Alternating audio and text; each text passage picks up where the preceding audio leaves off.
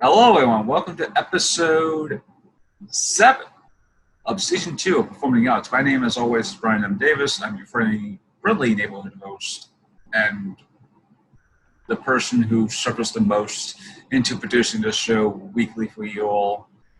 Joining me today is Krista Cohen, hi. Hi, Krista. She is a film major or a graduating film major at Brooklyn College, and I know her from mutual connections and also probably just mutual groups that we've been in. So yeah, and today I'm talking to her uh, about her production experience, but also what got her into film production in general. So right off the bat, film production. I've done film production classes. It's quite hard, depending on the professor you have. They could be easy and very lenient, or they could be very strict, and they won't. They will always be very, very like, no. You could do more better, that sort of thing. What got you into film production? I wish it was, I wish it was a great story. The what got me into film production was that as a teenager, when I was applying for high school, I wanted to act, and so I applied to the Frank Sinatra School of the Arts High School, which was in a new building. It was, very exciting. I applied for drama, wanting to act, but then I applied for film production as a backup, Yeah. and I got the backup career. So God only knows what might have happened if I had done theater, but I ended up in film production throughout high school. Then in college, I followed that same path. Uh, So tell me about the Frank Sinatra School of Performing Arts. I know, aside from LaGuardia, that's sort of like one of the performing arts high schools, or just schools in general, especially if you aren't going to a public school or public high school, that sort of thing. And a lot of people who I know, they had friends who went to LaGuardia, and or they were LaGuardia students by themselves, but I never actually heard or encountered anybody who has actually gone to Frank Sinatra public high school, Frank Sinatra Performing Arts School. So, what was it like going to there to be a student? Well, the cool thing about Frank Sinatra School of the Arts is that it is, in fact, a public high school. Oh, really? Didn't pay a dime to go there. Yeah, it's when I went, however many years ago, you had to have like an 85 average or something like that, and you also had to audition to get in. So I did Wow. two auditions. I did the monologue in front of the drama teachers, and I also did the film and media arts audition, which comprised of like, oh god, it was like I had to prepare like a storyboard with either photos or hand drawn stuff. Prepared that, bring it in with me. We also were sat in a classroom and we had to like look at images and create a story off of them. It was basically to see if you had any experience in storytelling, any on the fly storytelling abilities, visual storytelling specifically. And there might have been an interview, I forget. But yeah, that's how I got in. The school itself was in a brand new facility. I don't know if you're familiar with the new style of public high schools that you've been seeing within the last 10, 15 years. They're very odd looking, now that I think Yeah. of it. They're Is it all in STEM? gray and Is black. it? It's not STEM classes, right? Was it? Or was the high school I went to? Oh, okay. Because the high school I went to, it was okay, but it was practically in the middle of a ghetto, I want to say, and it had the whole ghetto high school, and there was always feuding with another high school that was kind of like the high school that to be like dangerous around, and we kind of had like the high school beef. So it was like I remember one day it was like the other high school, like literally infiltrated onto our campus, and they try to pick fights with the students, that sort of thing. So, and nowadays that high school is now closed down, and it's a reformed school or something like that. It's like it has like it's like two schools, like kind of like split into two. So yeah, but yeah, I've seen. I think I've seen high schools or just schools in general being more grayer, as you just said, like very, very like odd in terms of just being like they don't look like schools in general when you look like past them. They just look like academies. I want to say like private academies, that sort of thing, and just like it's a high school, and it'd be like, wow, and because it's odd because a lot of the schools that that are around me, especially the ones I grew up to and went to as a kid and whatnot.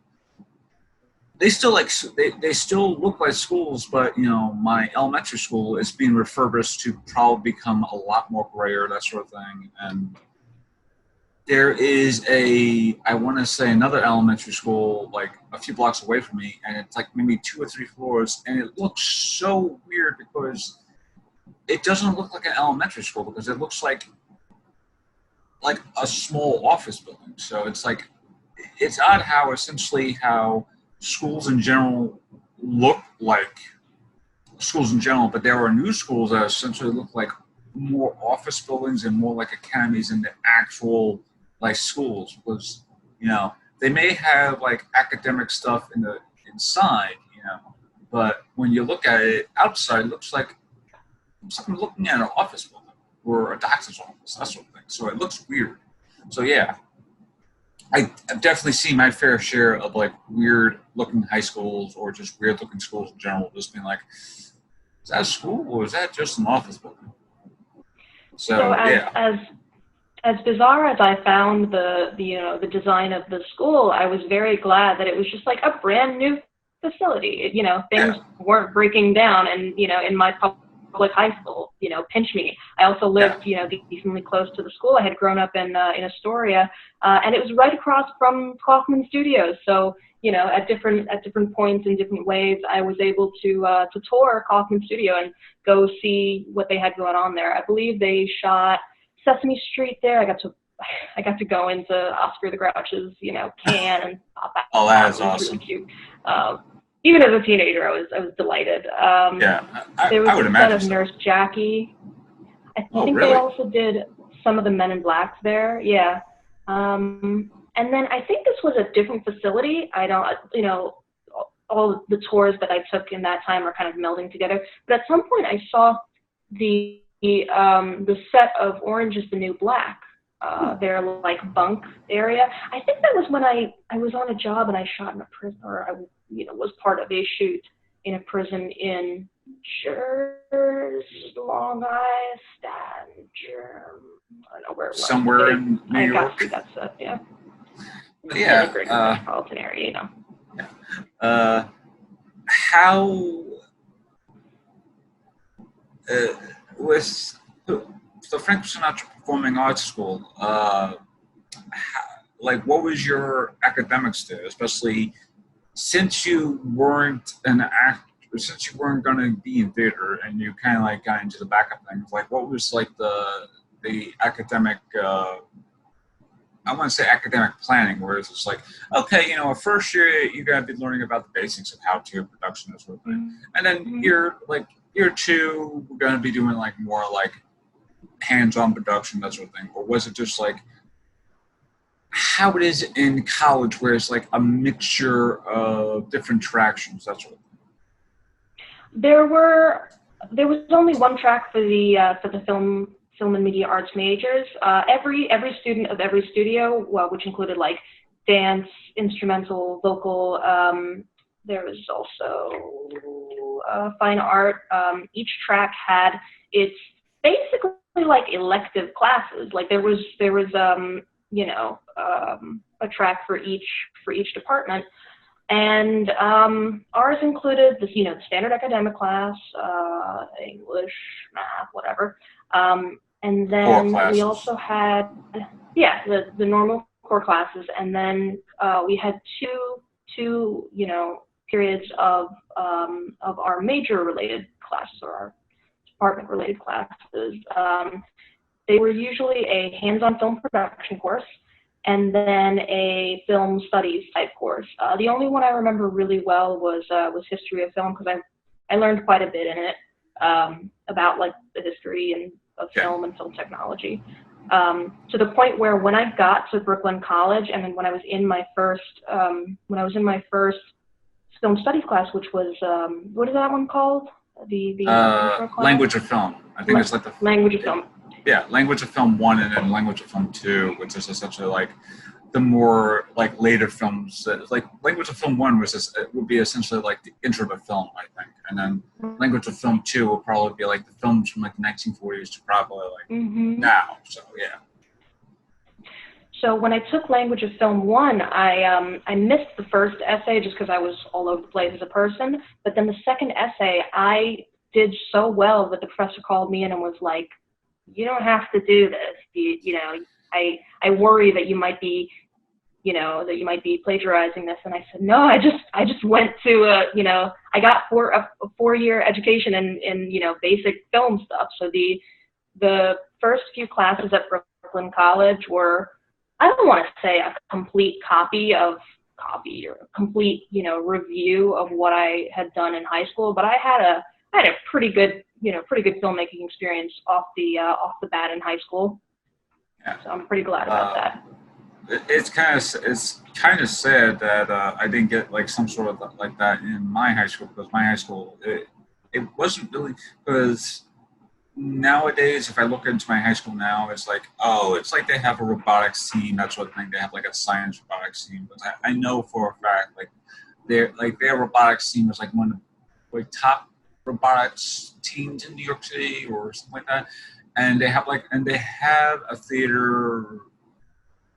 I want to say they have a somewhat of a theater department or like a theater class thing. So yeah, but it was never any like film department or film class that could actually, there was like no AV class where we're like, okay, gang,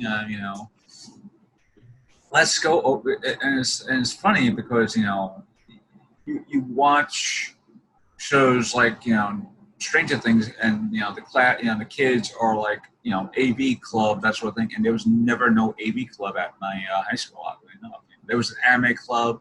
There was, different other clubs, but I could never see any like AV club. They may have been an AV club, but no one really told me about it. So yeah. But yeah, speaking of Brooklyn College, I know from experience, Brooklyn College film department is a very top tier like film program to get into, because just being a minor in film is like just fun enough, but I saw people who go like straight to essentially being a film department, that sort of thing, especially at Brooklyn College. Being not necessarily overly worked, but just like overly, just like having a lot to do, especially with their own like thesis films, that sort of thing. How did that decision actually get into applying for Brooklyn College? Because I know Hunter College has something of a film thing. I know City College has their own thing, but City College might be more, you have to build your own profile, that sort of thing, just to get into the film department. So how did you decide to go to Brooklyn College, especially since, you live out in Queens, right? So yeah, it's like, and going to Queens to Brooklyn is like one hectic way just to get to Brooklyn all itself. And especially Brooklyn College, at least at Brooklyn College, all you just gotta do is get on the queue, and it's kind of right into, and the film department is literally right on the queue line. So it's like you get off the queue, you walk a couple of blocks, the film department's right there. So yeah, how did essentially you come up to the decision? Okay, it's like, you know what, I'm gonna go to Brooklyn College to start. So the decision to go to Brooklyn College is a pretty funny story. When I was applying for different colleges and continuing the film track, of course I had, the big names in my head, NYU, Columbia, and, Yeah. I thought everyone in my school had that scramble for the top mentality of like, I'm going to end up getting a scholarship and this, and that. Yeah. Just the way I performed in high school, I hadn't met my full potential, this and that. I was under like an enormous amount of stress in advanced placement classes, and I still didn't live up to, the arbitrary stuff that I had set for myself, with my future in being a tech person.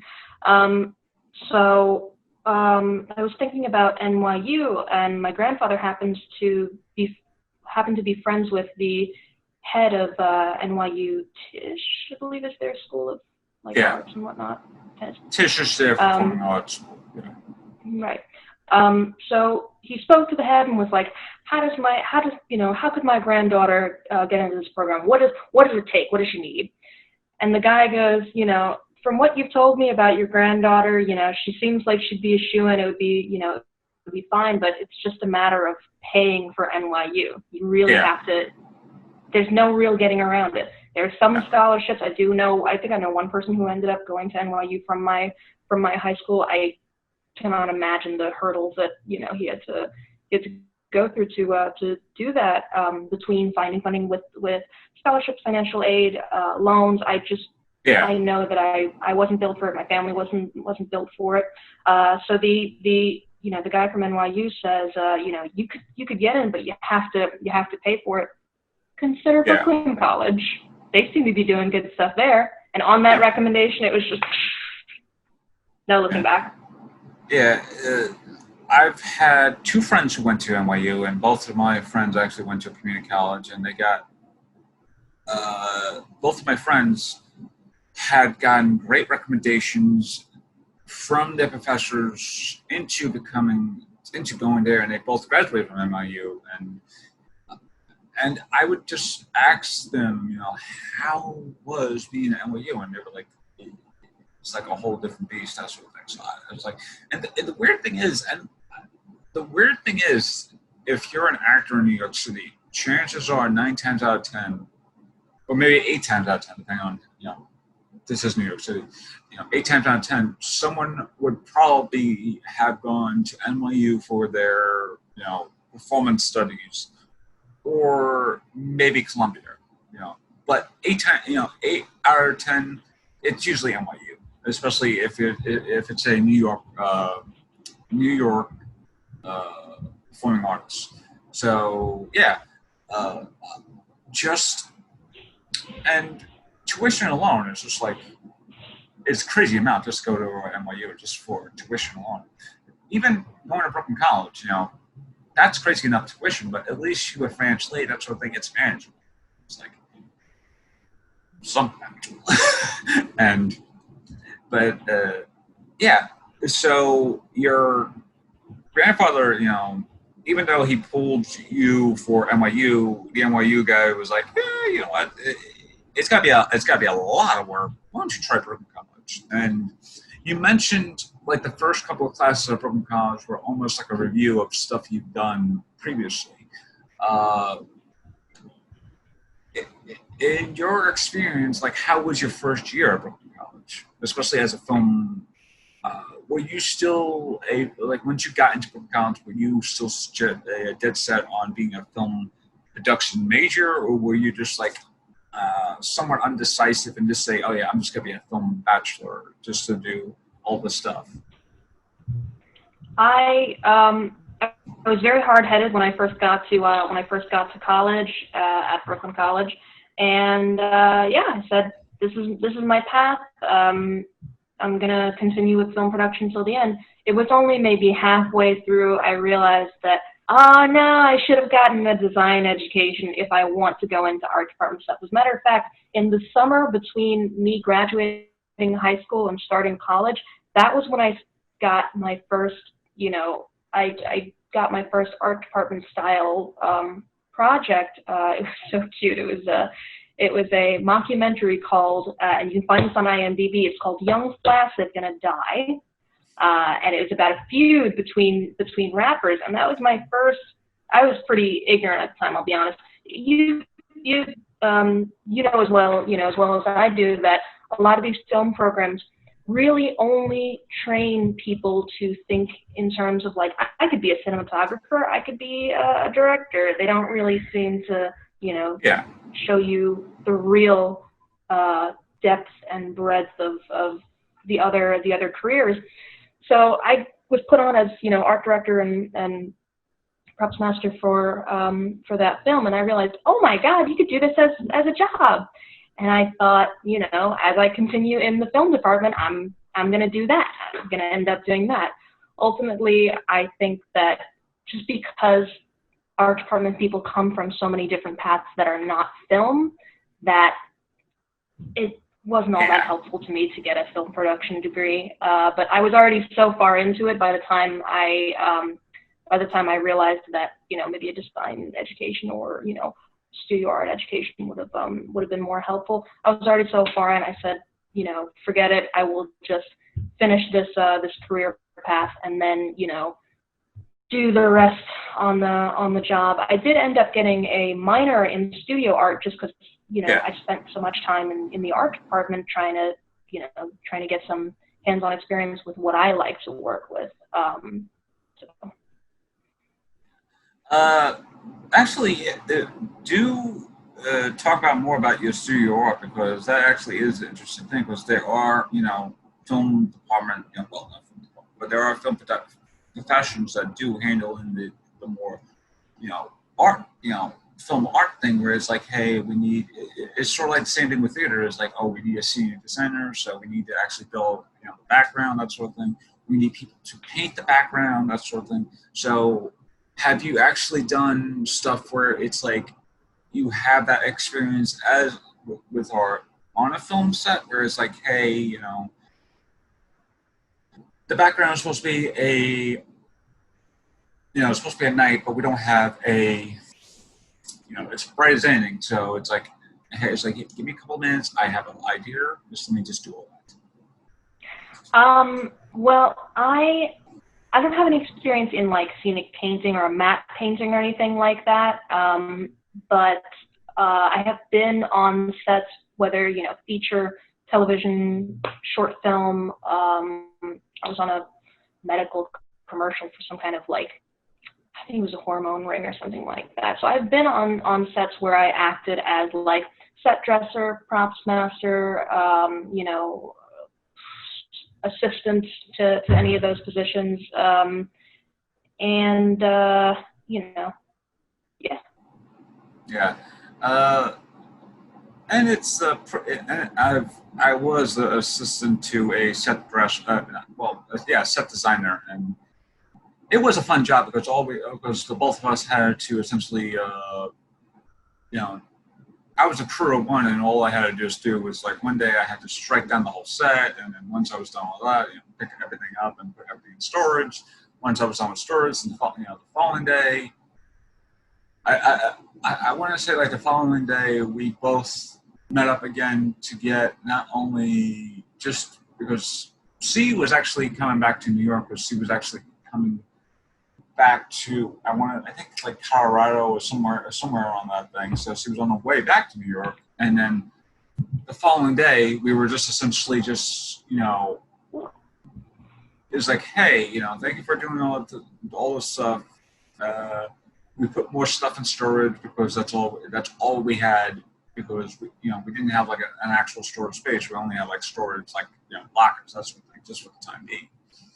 And she goes like, hey, thank you for this thing, but do you want to, you know, you could actually go home now. It's like no, I can still help you. And we drove all the way out to Farmingdale, or like past Farmingdale, to actually bring an old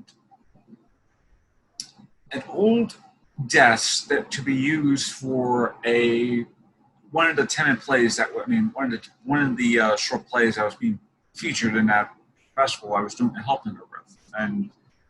And during that thing, she was just talking about all the stuff that she was doing in terms of just like her set design stuff, that sort of thing. So yeah, it's being a designer. It's like, it's fun, but I would think it's like being a film designer would be very, very like a film production designer would be like much more harder to do because you got to like think a lot more strategic and also think about the budget too. Whereas it's like on stage, it's just like okay, on stage it's like boom, boom, and then maybe like something over here. It's like fairly easy, but when it's a film production, you got to think about where the camera is, all that stuff. So yeah, I would think that film production designers are like I wouldn't say stressful, but at least they don't get the credit as much as they deserve because they do a lot of good stuff, especially when it's like a like big budgeted film that's just like and it's like and you just see like great production work and it's just like some of that great production work could be like only in the background for like maybe 5 seconds, but they worked on that for like maybe 5 days or something like that, or maybe even 5 weeks just for like a 10-second shot. But yeah. In term and well, okay, and back to Brooklyn College. That was a long traction. And back to Brooklyn College. And I won't talk about Brooklyn College a lot, even though we are both from Brooklyn College, and it's fun to talk about our college in general. But when was your first production experience in Brooklyn College? What was like your first like short film you had to do? I think it's a good question. I know that right off the bat, I found my way onto thesis film sets. A lot of times you'll hear stories of people who didn't get onto thesis film sets until it was about time for their thesis, and I couldn't imagine that. I just loved being on set so much. So from 18, 19, when I was just starting out, I got onto different thesis film sets.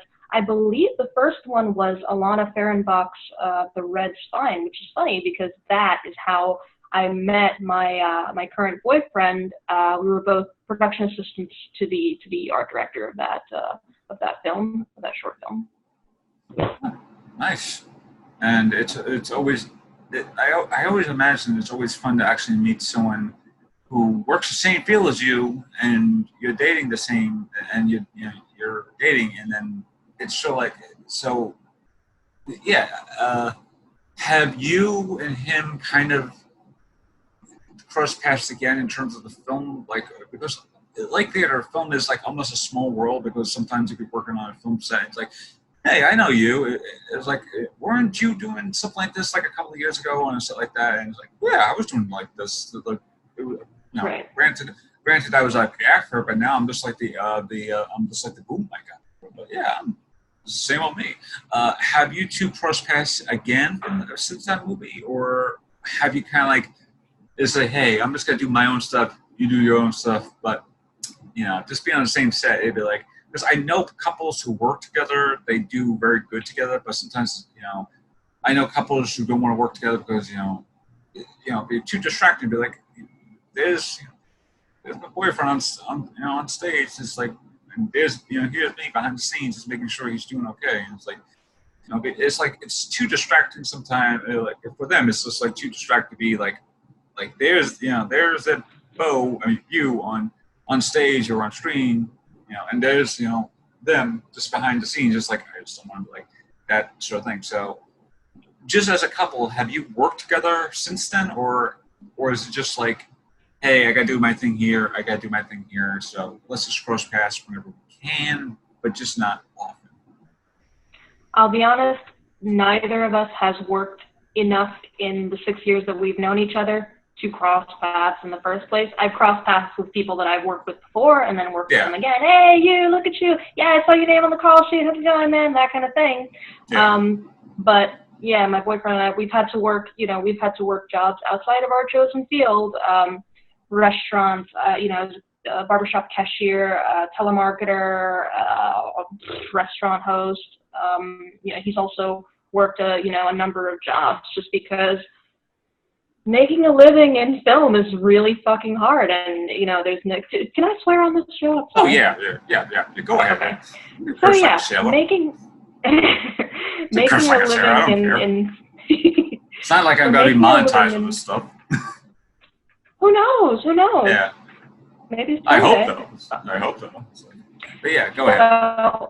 Making a living in the New York City film industry is not easy by any means. I've many people, many Brooklyn College graduates, especially people who are extremely talented, whose work I've seen, whose work I've enjoyed, and not in the sense of like, oh, that's my friend, yay, that's my friend, in the sense of like, they're really talented, had to, work other jobs, move back in their parents, depend on a significant other's income. It's not steady. It's not steady enough work when you first start for you to make your Yeah. entire living off of it. So it's been such a nightmare trying to work in film through college, but also need a steady job.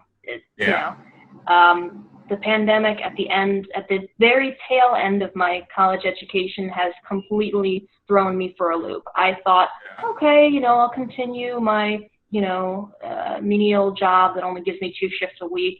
And then I'll be able to take film gigs alongside that. Now there's nothing, no Nothing. work. It's driving me nuts. It's driving me absolutely nuts.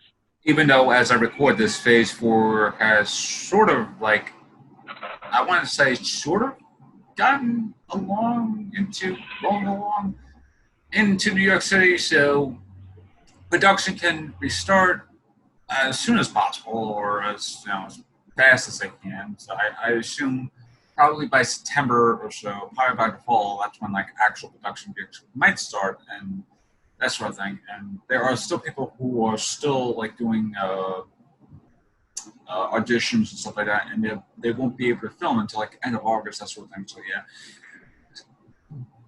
yeah. Speaking from experience, being a theater artist, trying to get a stable job is even harder as being a film artist. So it's like just being a performing artist in general and getting a stable job and using that job to not only support yourself but also to support your art is one of the most hardest things to do as especially with a career, because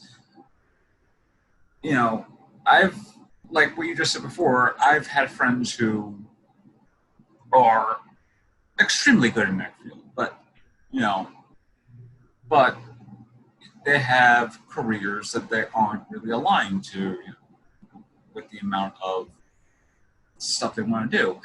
So it's troubling to see someone who I know personally, and they'd be like, "Oh, and then I would have friends who are essentially good with the job that they have, but they are miserable with the job they have because they're not doing the thing that they want to do, which is essentially, I want to do this, but I can't do this without supporting myself firsthand." So yeah, and 2020 has just like essentially been one big foobar of a year. And anyway, is that a cat in the background? Yes, it's Winky. He's going to have to take over the show for a little bit because he needs to cuddle. Hi, handsome boy. Aww. My first cat on the show, people.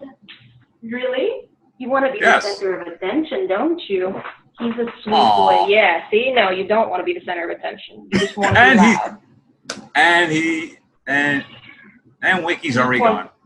You just want to scream. It's scream o'clock for him. What do you want? What do you need? After he uses the litter box, it's scream o'clock. It's you're all gonna know I pooped. What are you doing? What's the matter? He's taken care of. He's comfortable. He's loved. Every now and again, he just likes to scream. So yeah, he might do that for the next 5 minutes or so. But yes, 2020 has been fucked up beyond all recognition. Yeah, and just being an artist in general has been essentially been like so hard to do, because not only are we trying to embrace this new norm of not only wearing masks and being social distancing, that sort of thing, the jobs that we hold dear to our lives are essentially dried up, especially with Broadway, with my side, Broadway. Theaters won't open up until probably January or so, or maybe even longer than that. So my, production experience and stuff like that, it's going to be crucial, for the next, like, say, several months or so, especially since, it's July right now. And, well, I mean, it's close to the end of July, and we're coming into August, and August goes into September, October, November, December. It's like, before you know it, it's already the end of the year.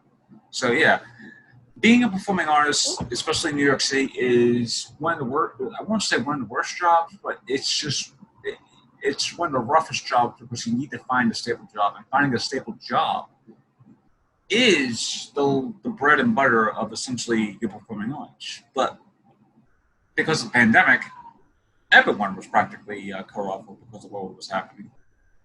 But yeah, I'm sorry, Winky just took me out of it. So yeah, uh, and I love both cats and dogs, but I always have a affection for cats. You know, it's like cats are just so they could be nice and they look so nice and mean, but at the same time, it's like they love you. Anyway, so yeah, yeah. So anyway, yeah, being a theater artist and being a film artist in general in New York City is like a rough attraction all by itself because right now there are no jobs, and the jobs that there are not going to be as glamorous as you thought it would be because especially since especially now where it's like the Broadway League I think just opened up a new guideline for the like when the theaters reopening, so there's got to be like one of the main new rules now is no more stage touring. So it's like all the actors who I knew who loved doing the stage tour and who would love to like sign stuff like that, no more of that. Especially since New York City, if you're stage touring in New York City, that's gonna be a shit ton of people just waiting to get like an autograph or just get a picture, that sort of thing. So because of this, it's just like we're going for the night, see ya. Which is odd because I've seen actors who literally just like they look around for the stage for a couple seconds and literally just see ya. They're gone for the night. They're just like they're resting up for the next next night, that sort of thing, or the next round of performances, that sort of thing. But yeah, business wise, it's much more harder because where do you go if the where do you go when the thing you've trained for the past couple of years is not available to you and won't be available to you for the next couple of for a while, especially what's been happening with COVID and stuff like that. But speaking of COVID, I know you were actually doing a production of something right as the pandemic really started to happen in New York City, but still at the same time it wasn't like as destructive as it was, and like nothing really closed down. So you were in that little like time frame where it's like everything was still running, that sort of thing, and then the next day everything just closed down. So from your experience, from when New York City started to know that COVID was starting to happen, to when everything was kind of like closed down, especially on the set, like what was like the general mood on that set? So this last production that I was on was a thesis film that took place. I want to say mid-March, early March somewhere, and that was when at a time when we had heard the virus was ravaging other countries. China specifically, we thought it's so far away. Oh, let's hope it doesn't hit us. That was at a time still when they were saying, do you need a mask? Do you not? We were really just like the country was just scrambling to think of something to do. We didn't know whether or not to be frightened. I had heard that there was a virus that you don't want to catch spreading. There was one person on that set who I was working closely with who I realized toward the end of the day had she had like sniffles. Everybody gets the sniffles. Yeah. She wasn't supposed to be there that day because she was supposed to go to a concert. The concert was canceled, and so we had an extra set of hands in my department. And toward the end of the day, I was I felt bad doing this because nobody wants to be suspicious of anybody they're working with, thinking maybe they're not taking all the precautions possible. I spoke to someone and they were like, yeah, she was worried too, and she got COVID tested and got her results back. It's not COVID, it's just a normal cold. I said, oh, God. Yeah. You know, it's that. And so the director at the end of this thesis film shoot, apparently they needed one more day to complete it.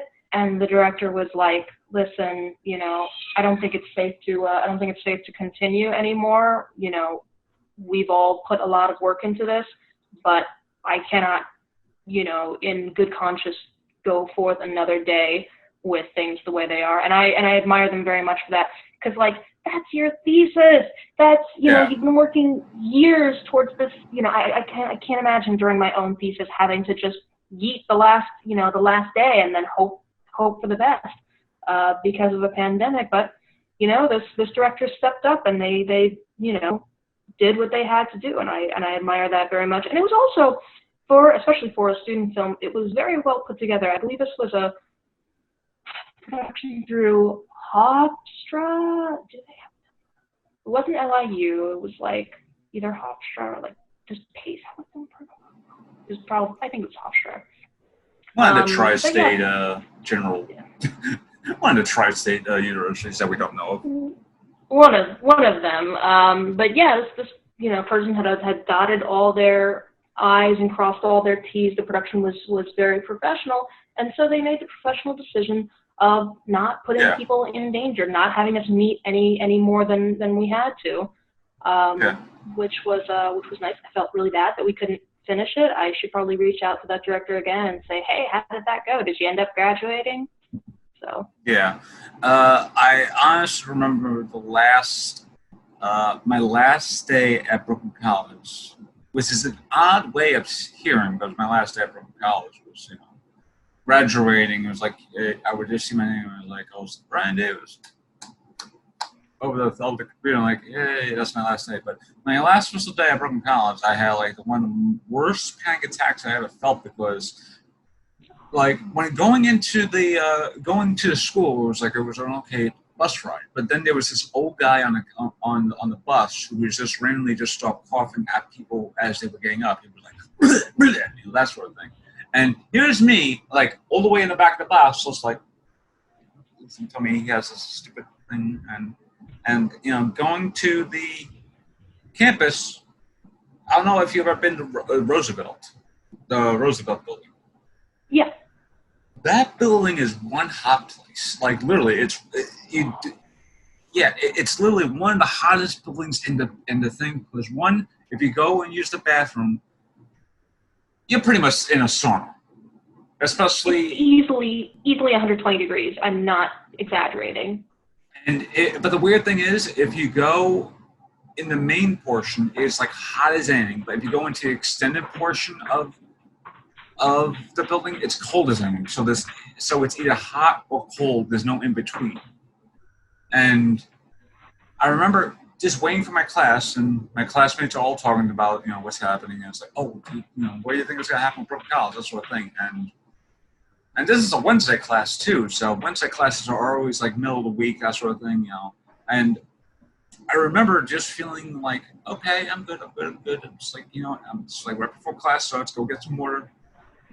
And then the moment I got to class, I saw one of my classmates in the nurse's office, and I was like, and she's kind of like sitting down waiting, all that stuff. And in the back of my mind, like the gears just start turning. I was like, oh no, it's like, what happens if she's worried about that, because like she was just right around where everyone else was just talking about the COVID stuff. That's what. So yeah, it's like the last day of my semester was literally having a panic attack, and then coming home and just like legitimately just like just worried for my life. And then of course by the end of that day, it was like, oh yeah, you know, Brooklyn College, we're closed down for 2 weeks. And then I'm like, and then 2 weeks became 3 weeks became a month. You know, then the rest of the semester was just gone. It's like, and the funny thing is, it's like I have no idea how I'm gonna have a fun spring break, especially going into March. It's like I have no idea how I'm gonna have a fun spring break, because one, I was doing, you know, I have a devising class, and devising class is essentially me meeting up with my classmates who I had to go like weekly and just like meeting up with my classmates and weekly just doing, just making sure we're creating like a fresh play out of, stuff that we know of. And imagine doing that, but we got to do it over Zoom or Hangouts, that sort of thing. And that, I'm sorry. It's the poop song. He just pooped, and we all need to know.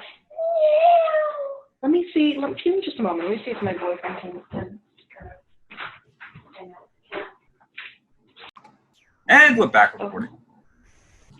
But yeah, that last day at Brooklyn College, it was hectic because on the bus ride, it was like this old guy just coughing up a storm, and he's just doing it in front of people who was like going off the train, not the train, the bus, that's one thing. And then seeing my classmates talking about COVID, and then seeing one of my classmates in the nurse's office, like, and then having water was like, it wasn't really the best thing. And then at the end of the day, it was like, and I skipped one of my classes, and I was like, I never really do that unless it's like, it's really, really bad for me to go to class. And here, I get back home, and the moment I get home, it's like I get the email saying, "Oh yeah, by the way, next 2 weeks there'll be no class," that sort of thing. And then we hear about about the students who were COVID affected, and that got me even more, more worried about, maybe it's possible that I was affected because, even though I wasn't in Ingerson Hall, maybe someone who was in Ingerson Hall in that time was in a class of mine or in the vicinity. It's like, but the thing is, like, these happen on Tuesdays and Thursday nights, and I'm just like, what happens if they have like class that happened during the during another time, that sort of thing. So it's like, it's how they always say, it's like, even if someone is affected and they're in a room with 10 people and and some of them aren't wearing a mask, well, it's gotta be a very fast thing. And yeah, it's weird being on that. But yeah, it was like a very bittersweet feeling to be on that. I assume it was probably a bittersweet feeling to be on that last day of that set. So it was like a bittersweet feeling being on the last day of school because I kind of knew school would be closing down shortly, or at least momentarily. But then people are like, it was like, I would remember just like people just arguing about, on the Brooklyn College Facebook groups, saying, hey, it's like, is school got to be closed, that sort of thing. I demand school to be closed, that sort of thing. I don't think it's right to reopen after 2 weeks, And so yeah, I imagine it would be a bittersweet feeling just to be on a film set, working on a film set, and then the director be like, hey, because of what's been happening, I don't see the foreseeable. I don't want to jeopardize you all into the thing. So this is the last day. Thank you all again. That sort of thing, and then work with whatever they got in terms of filming and stuff like that. Because I know I know a lot of films were affected by COVID, but a lot of TV shows were affected by the season finales and stuff like that. A show I love watching, Supergirl, their season finale wasn't really their season finale. It was just like one of the episodes leading into the season finale, and you could tell that it really affected their production stuff because they were like shots that weren't there, like shots that were supposed to be like reaction shots not there too. So it felt very, very like surreal to watch a show, and then towards the middle of the thing, you would actually just start noticing when a lot of this stuff was noticeable. It's like, and then all of a sudden it's like, it's like we wrapped up like 95% of the show, and then that 5% of the show is probably like maybe reaction shots, that sort of thing, and then But yeah, I would think that it was a bittersweet feeling to be on that set on that last day, knowing that probably that you wouldn't be doing the film maybe the next day or something like that. Bittersweet was definitely the feeling. I'll be honest, I was not scheduled to be on set for any of the following shooting days. But yeah, it just felt there was a palpable sense of loss in that room, certainly. Yeah. Like you, it's like you kind of, it was like everyone knew something was going to happen, and then the following day, it was like, yep, everything was closed. It was like everything was just like, just in the sense of, hey, we don't know what else to do, so we're kind of like very, very, it is what it is, and then, oh no, it says your bandwidth is low. Yeah. That's usually the case, yeah. Yeah, maybe. But yeah, to wrap it up, I think for the most part, to wrap it up, I think for the most part, I think even though we had this like depressing time where there was no shows running, there was no productions being filmed or television being filmed, an industry was practically gutted for is still being gutted because of what's been happening. Do you think that once productions start like coming back up, do you think there would be a nice bounce back, or will it be like slowly but surely a bounce back? It's so hard to tell. I think if there is a bounce back, it'll be tremendously slow. People were predicting that, fall, we're going to have a busy season to make up for it. I don't think a busy season is even possible considering the precautions that we have to take in order to keep, productions safe. Yeah. I'll be honest, I worry so much about job prospects, not even just in my chosen field, but in general. We're looking at a post-disaster economy that's, had a death toll that's 10 times what we had in 9/11, and we're expecting there to be work. People are leaving the cities for a reason. You see, this massive boom in rental units being available because people are leaving. There's they're going back home to their parents. Yeah, one of my former guests, he said he actually got to live on, what was it, like close to Third Avenue in Hell's Kitchen, and normally one like at the Third Avenue apartment, just to like that would be like in the thousands, if not like 3,000 just to get there. He said he got it like very cheaply because of the fact that the rent over there is now much more cheaper now because of the pandemic. And I do think that for the most part there is going to be a bounce back, but it's going to be a very, very slow bounce back, especially when it might pick up during the holidays, because naturally it's weird because there's always a bounce.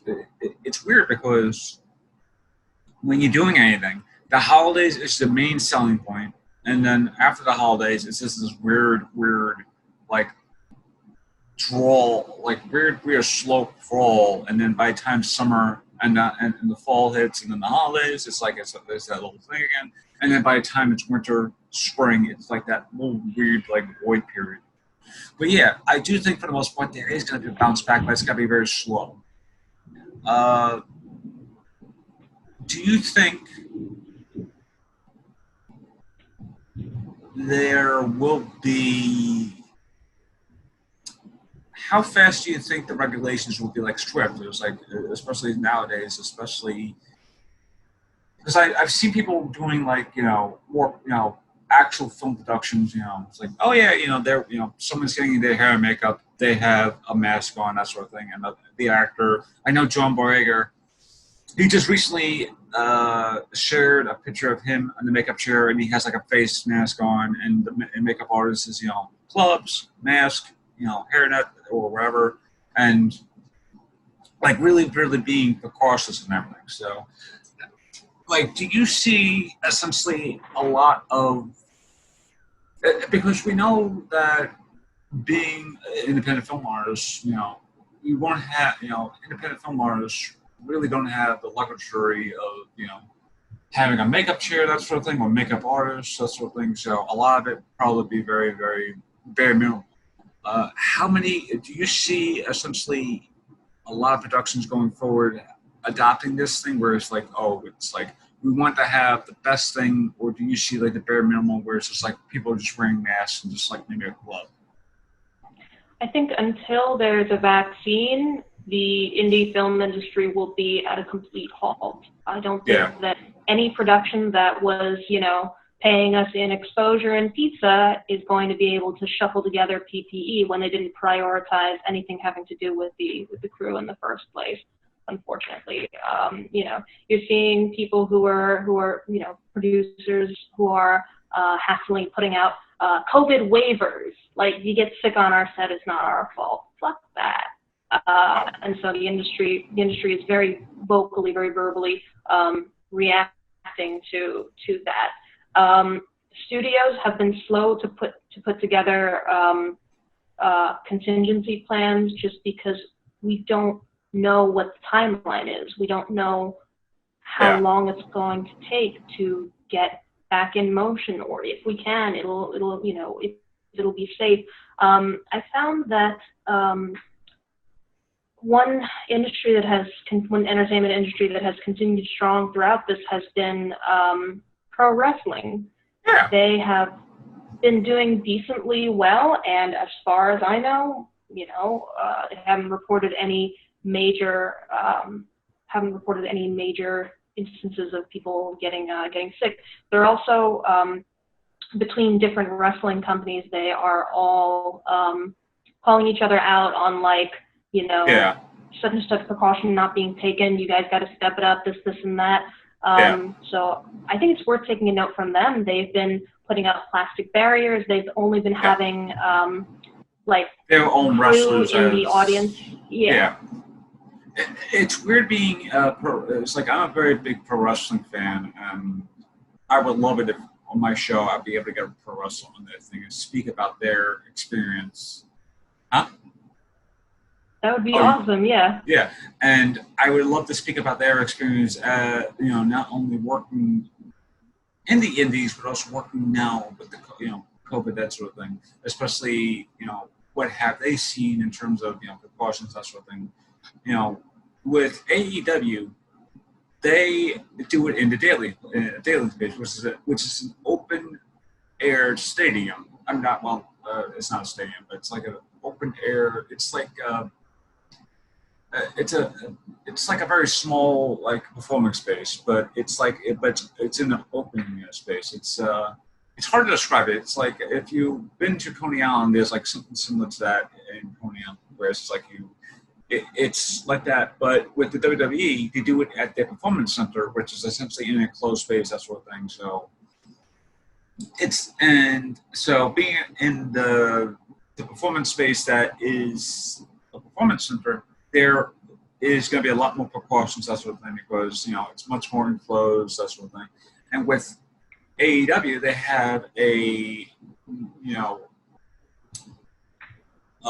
like literally a football owner like backing them up, because they literally have a football like owner, the Jacksonville Jaguars, like literally backing them and actually supporting them and that sort of thing.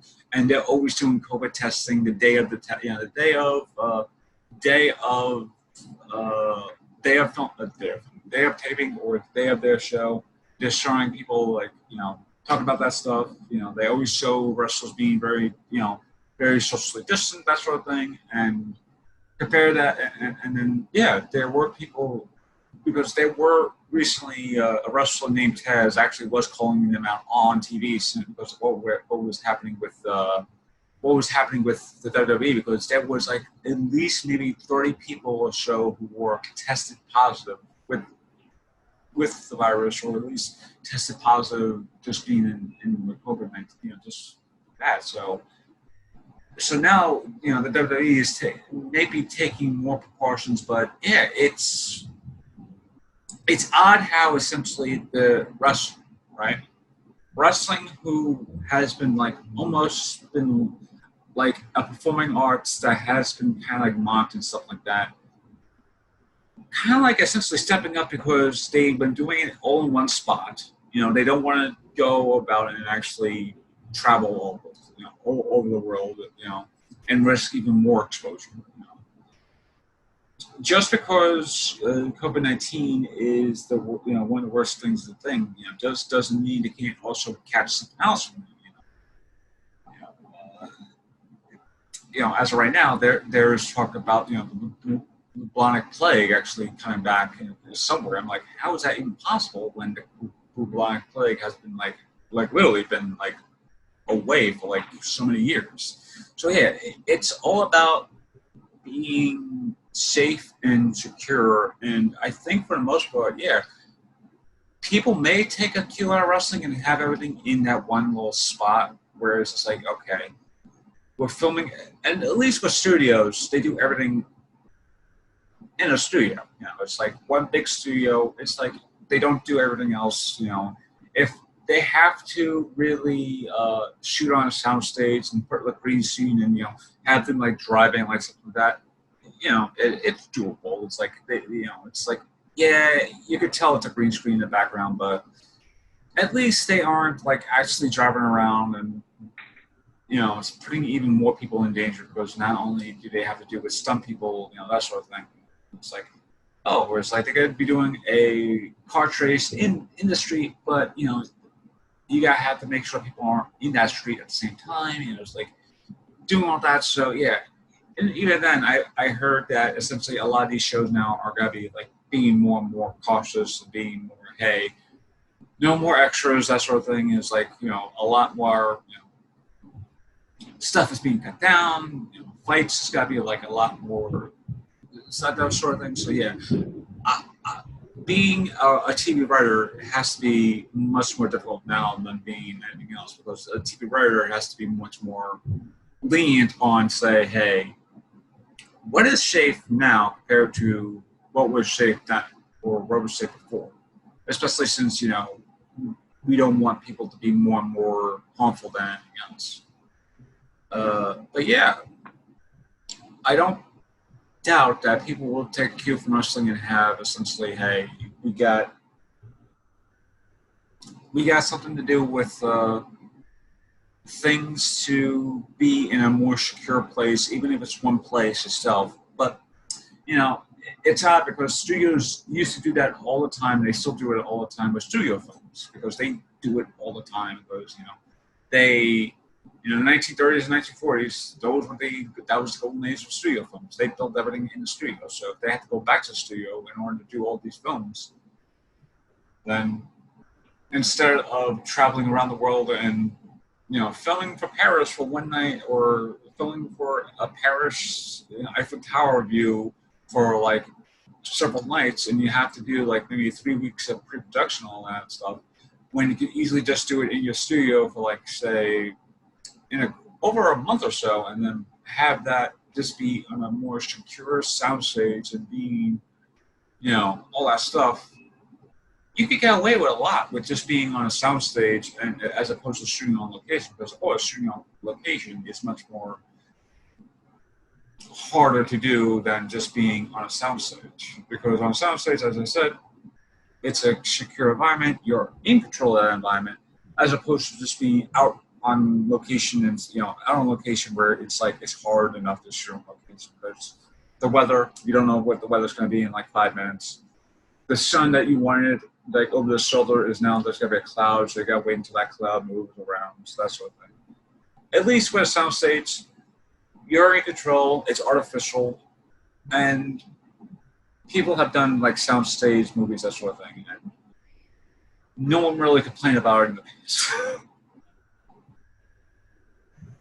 But yeah, that I think that's probably a good point to end. So I have like 3 questions left, even though it's fairly easy. One, does the audience, what can we see in Krista Cohen, right? Yeah. All right, I'm just making sure. Sometimes I mess up on the names, but where do we see you in the foreseeable future once everything comes back home? Oh boy. Well, knock on wood, the pandemic unemployment has made it so that I can continue, searching for a viable job from the few that there are.